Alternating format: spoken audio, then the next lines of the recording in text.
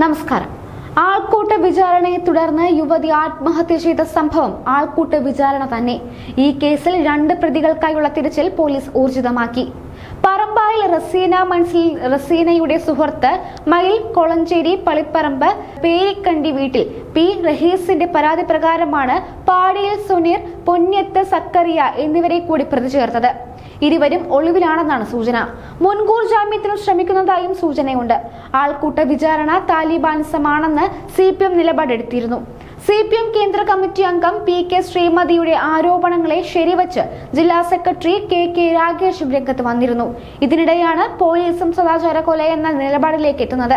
പറമ്പാൽ സ്വദേശികളായ MC മൻസിലിൽ, VC Mubasheer, കണിയാന്റെ വളപ്പിൽ KA Faisal, കുടത്താൻകണ്ടിയിൽ VK റഹനാസ് എന്നിവരെ ആത്മഹത്യാ പ്രേരണ കുറ്റം ഉൾപ്പെടെയുള്ള വകുപ്പുകൾ ചുമത്തി നേരത്തെ അറസ്റ്റ് ചെയ്തിരുന്നു. ശനിയാഴ്ച പിണറായി പോലീസ് സ്റ്റേഷനിലെത്തിയാണ് റഹീസ് പരാതി നൽകിയത്. ഇദ്ദേഹത്തെ വിശദമായി ചോദ്യം ചെയ്ത police Mattannur judicial first class മജിസ്ട്രേറ്റിന് മുന്നിൽ ഹാജരാക്കി മൊഴി രേഖപ്പെടുത്തിയ ശേഷമാണ് വിട്ടയച്ചത്. റസീനയുടെ മാതാവ് CK ഫാത്തിമ തലശ്ശേരി ASPക്ക് നൽകിയ പരാതിയിലെ പരാമർശങ്ങളെക്കുറിച്ചും റഹീസിൽ നിന്ന് വിവരങ്ങൾ തേടി. വിവാഹ വാഗ്ദാനത്തിലൂടെ മകളിൽ നിന്ന് റഹീസ് സ്വർണവും പണവും കൈക്കലാക്കിയതായും സ്വകാര്യ ചിത്രങ്ങൾ മൊബൈൽ ഫോണിൽ പകർത്തി നിരന്തരം ഭീഷണിപ്പെടുത്തിയതായും റസീനയുടെ മരണത്തിന് പിന്നിൽ റഹീസ് ആണെന്നും പറഞ്ഞിരുന്നു.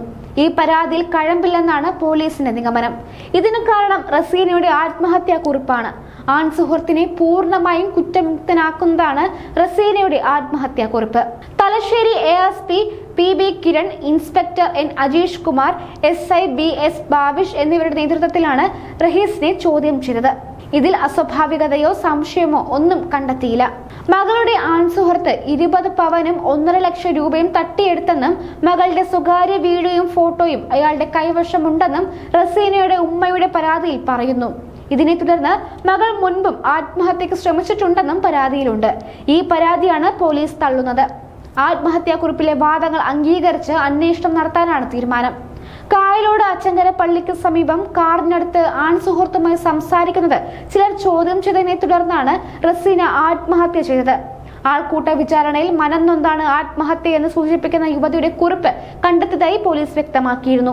വീഡിയോയും ഫോട്ടോയും തിരിച്ചു കിട്ടുന്നത് വരെ ആൺസുഹൃത്തിനെ വെറുപ്പിക്കാൻ കഴിയില്ലെന്ന് മകൾ പറഞ്ഞെന്നും കൂടുതൽ കാര്യങ്ങൾ പിന്നീട് പറയാമെന്ന് മകൾ പറഞ്ഞിരുന്നുവെന്നും ഇക്കാര്യം താൻ വീട്ടിൽ പറഞ്ഞില്ലെന്നും ഉമ്മ പരാതിയിൽ പറഞ്ഞിരുന്നു.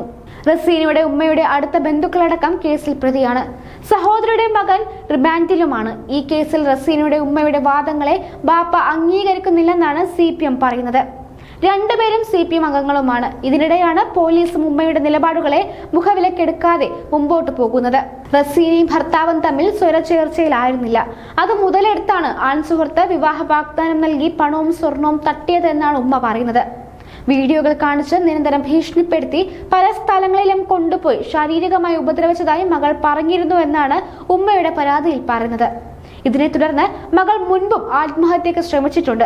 വീട്ടുകാർ ഈ വിഷയം രമ്യമായി പരിഹരിക്കാൻ ശ്രമിക്കുകയായിരുന്നു. ആൺ സുഹൃത്തിനെതിരെ ഭാര്യ ഗാർഹിക പീഡന പരാതി കൊടുത്തിട്ടുണ്ട്.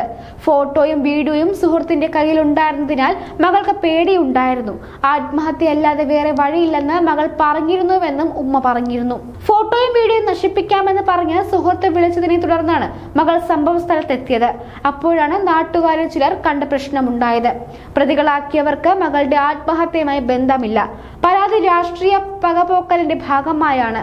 സുഹൃത്തിനെതിരെ നിയമ നടപടി സ്വീകരിക്കണമെന്നും റസീനയുടെ ഉമ്മയുടെ പരാതിയിൽ പറഞ്ഞിരുന്നു. ഈ പരാതിയാണ് പോലീസ് തള്ളുന്നത്.